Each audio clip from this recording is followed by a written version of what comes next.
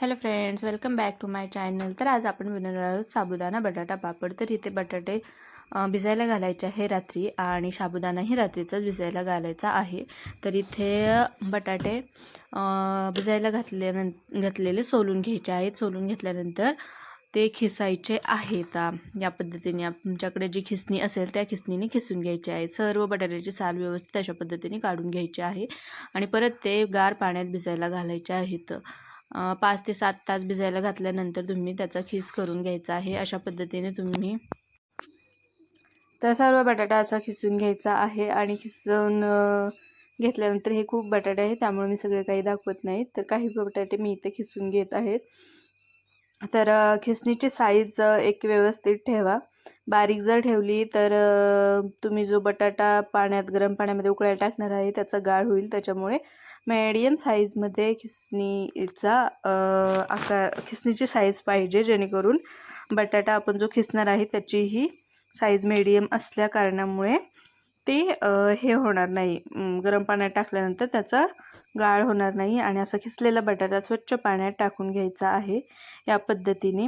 तर एवढे माझे बघितले का, हे 2 पातेले आहेत तेवढे खिसून घ्यायचे आहेत. त्याच्यानंतर इथे मी हिरवी मिरची आणि मीठ टाकून वाटून घेतलेली आहे. हे मिश्रण आपल्याला यामध्ये टाकायचं आहे. तर गरम पाणी ठेवलेलं आहे आणि त्याच्यामध्ये तेल टाकलेलं आहे, कारण ओतू जावं नाही म्हणून. अशा पद्धतीने पिळून घ्यायचं आहे हे स्वच्छ पाणी बटाट्याचं.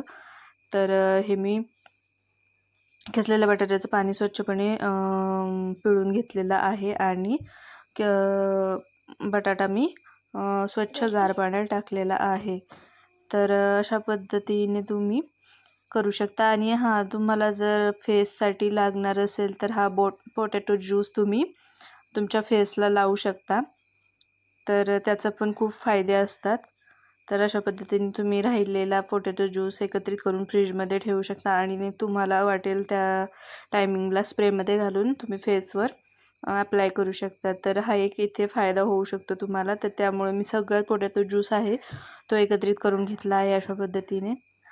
तर आता हे बघा, इथे डायरेक्टलीच मी व्हिडिओ न काढताच टाकलं. तर गरम पाण्याला उकळी फुटली होती आणि त्याच्यामध्ये मी तो खिसलेला बटाटा आहे तो परत मी त्याचं जे पाणी आहे ते सगळं पाणी चुरून नितळून काढले आहे आणि नुसता बटाटाचा खीस आहे तो त्या गरम पाण्यामध्ये टाकला आहे. त्याच्यानंतर मी साबुदाणा इथे टाकला आहे आणि आपण जी हिरवी मिरची वाटली होती, मीठ आणि हिरवी मिरची, ते पण यामध्ये टाकायचे आहे. तुम्हाला जेवढं तिखट हवं असेल त्याप्रमाणे. तर आपण ह्या पाण्यामध्ये काय टाकलेलं आहे, पिळून घेतलेला बटाटाचा खीस, साबुदाणा आणि हिरवी मिरची. बघा, हे हिरवं हिरवं दिसतंय, ती हिरवी मिरची आहे.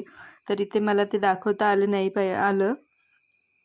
तर अशा पद्धतीने हे गरम होऊन घ्यायचं आहे. उकळी फुटेल. आता हे बघा, हे खाली आहे. उकळी फुटल्यानंतर हा सगळा बटाटा वर येईल आणि मग तुम्ही अशा पद्धतीने त्याचे पळीने पापड घालून घ्यायचे आहेत.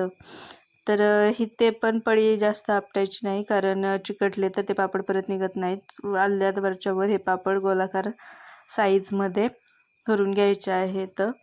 तर हे पापड उपवासाचे आहेत, खूप छान लागतात. वाळल्यानंतर तुम्ही तळून खाऊ शकतात आणि खूप खुसखुशीत आणि कुरम असतात हे पापड.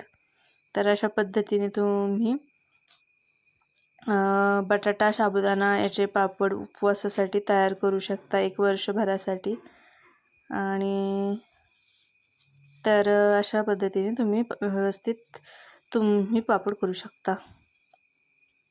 तर हे बघा, असं गरम गरम करून घ्यायचं आहे आणि हे पापड सकाळचेच करायचे आहे शक्यतो, जेणेकरून तुमच्या दोन्ही साईड्स उन्हामुळे वाळून निघतील.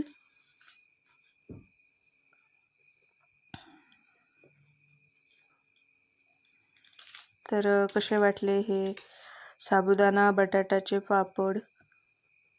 आवडल्यास व्हिडिओ लाईक, शेअर आणि सबस्क्राईब करा. तुम्ही माझ्या चॅनलला सबस्क्राईब केले, लाईक केलं, कमेंट केलं तर मला अजून एक्साइटमेंट होईल व्हिडिओ अपलोड करण्यासाठी. आणि मी नवीन आता उन्हाळी कामाचे व्हिडिओ अपलोड करत राहील. तर या अशा पद्धतीने सर्व पळीचे पापड घालून घ्यायचे आहेत.